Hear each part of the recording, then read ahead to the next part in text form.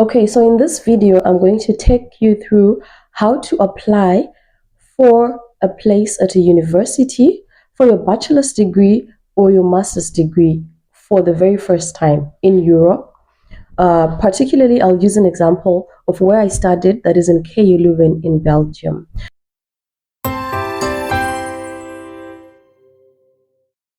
So if you have never gone through the process of applying for a place at a university in Europe, you have your A levels and now you want to do your first degree, or maybe you have your bachelor's degree, you studied in another country, probably in Africa or in another continent, and now you want to go through your master's. I'm going to give you guidelines and help you with how you can go about it. So it's going to be KU Leuven in Belgium, but I believe that the requirements and the documents are quite similar. So if you already get an understanding or an idea of what is needed, you can already put your documents together before you begin your application. So I hope this helps someone. So the first part, I'm going to talk about how to create an account, because this is usually the first step for most universities. So I'll take you through the KU Leuven portal, how you create it. Generally, it's very straightforward, but if you haven't done it before, it may seem quite complicated or you may not know where to begin. So I'll go through that with you. And then after that, we'll go through the documents that are needed. Sometimes you may miss on certain documents and realize at the last minute when you're already uploading that there was a document you were supposed to have, but you forgot it, and there will be no time. Probably the deadline will be fast approaching, or the document takes time for you to have it with you. For example, it's a recommendation letter from your professor. So I'm going to take you through all these things so that you are ready for when you have to apply and you increase your chances of getting admitted for your dream university. So please stick around.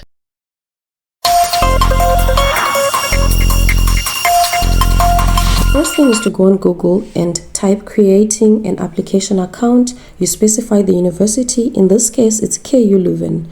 So the page of admissions and application comes out, and then apply to or register. Register is for when you have been admitted and now you want to register to start the semester. So for now, we go and apply to KU Leuven. A page like this comes out. Most universities now have a YouTube channel, a YouTube video uploaded to show you through. In this case, there's a YouTube video. It talks about the required documents generally and the application fee. But for the whole process, you have to go through the step-by-step guide, exactly the same as I'm taking you through. So this one has 6 steps to help you prepare with the documents which I'll talk about in the next video. In the next step, sorry. So you browse through the programs. Is it the application window, the opening and the closing dates? Are you applying within the window? And then you click on start your application. It already takes you to the 6th step because everything else you've gone through. So on the 6th step, you click on application instructions, and now you are starting the application. So first it takes you to a page where it tells you the 8-step guide. First of all, you see there the join our webinars. Please do join these webinars if you have time. It's not mandatory, but you can get tips and tricks of how to increase your chances of being accepted. So the 8 steps start from creating your account, applying for programs, how you can be admitted, and what's next after that, after your admission actually. So now we go to create your account. This takes you to this page again with different steps. You log into the application if you have created an account before. So for now, we go to create account. And here, a page like this opens when you are logging in.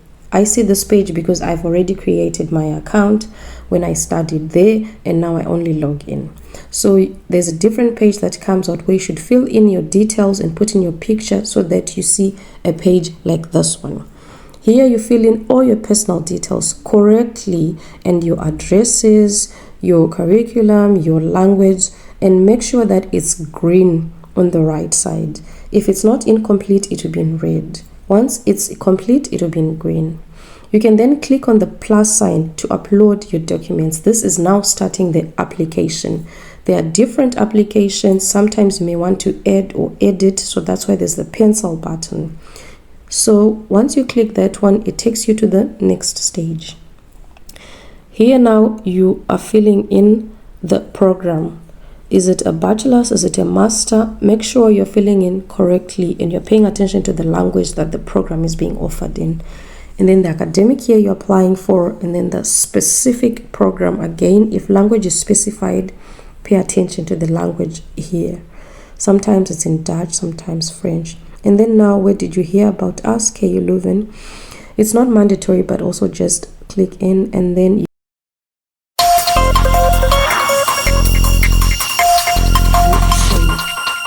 So for the scholarship, same process. You go to Google, you type Vlera scholarship application. You've already applied for the place. You go to study scholarships. You go down to the list of programs. You go to the program you've applied for. You click on it, and then it takes you to that program page. You click on apply now. You go and click the program again. If it's at KU Leuven, it already takes you to KU Leuven, and you apply now. Okay, so now that you have opened the account, you've created the personal account, you have seen what is needed for you to upload and how it works, as I have shown in the previous video.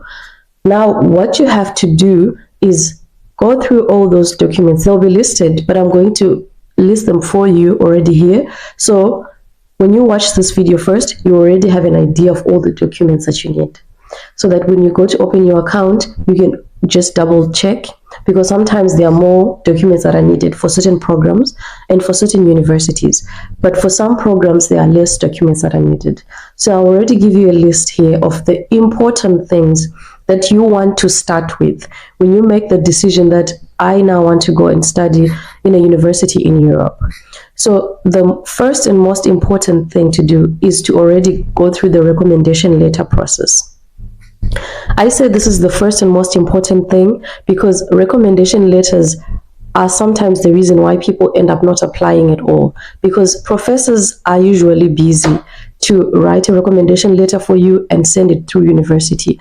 And for most universities, they want these recommendation letters direct from the professor. So you cannot write it on your own or do anything like that. So they want it directly from an official email address.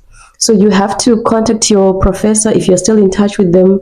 If you have left school and it's been a while, you have to probably go there and explain to them that you want to apply for this place, and they have to write a recommendation letter for you. So please do this way in time, because they also have to send those letters way in time. The next thing you have to do is the language. If your transcripts are not in English, you have to translate them. 1. 2, if your country is not an English native speaking country, you have to write your IELTS or your TOEFL, or there's another one, another board as well. But you have to verify with the program that you're applying for to see if they allow certain boards, or if you can actually have your English verified in another way, like if you can get a waiver from your university. So you have to do this research as well. But it's safe that you just write your English tests, and you must have a score above 6.0. This can also differ depending on the program as well as the country. So just having a 7 is safe. To practice for your English test, there are a lot of videos on YouTube that you can use. If you're applying for a scholarship, for example, I have done a video. I have 2 videos that I have put in that are in my account for the Vlera scholarship. You are supposed to have a higher IELTS score, I think of 7.5. So you have to really practice, and if you're interested in this scholarship, please go through these videos as well. And you may also see that some requirements when applying and you want to apply for this scholarship may also be different. For example, I already talked about the admission fee. Remember, you must also pay for an admission fee, so you must have this saved up. For KU Leuven, it's 75 euros. For other universities, it may differ. But if you're applying for a scholarship, you just need to put in a statement to say, I'll be applying for a scholarship. So that way you don't have to pay for that amount. You'll get a waiver. And then the other thing, you need your CV to already be ready to be uploaded. If you have a gap in your CV, some programs, and even if they don't ask, I think this is important, that you also write a statement explaining why you have a gap in your CV. For example, personally, I had a gap in my CV of 2 years because this is the time that I gave birth and I was raising my family. It was also COVID. So you have to explain, and it's convincing. Sometimes it increases your chance of being selected because they understand why you have a gap. They're not saying anything about it, or what you did during that gap and why you're not mentioning it, because you don't want to prove that you are idle. And then the other thing is your motivation letter. Again, in my previous video, I give you tips on how to craft a strong motivation letter.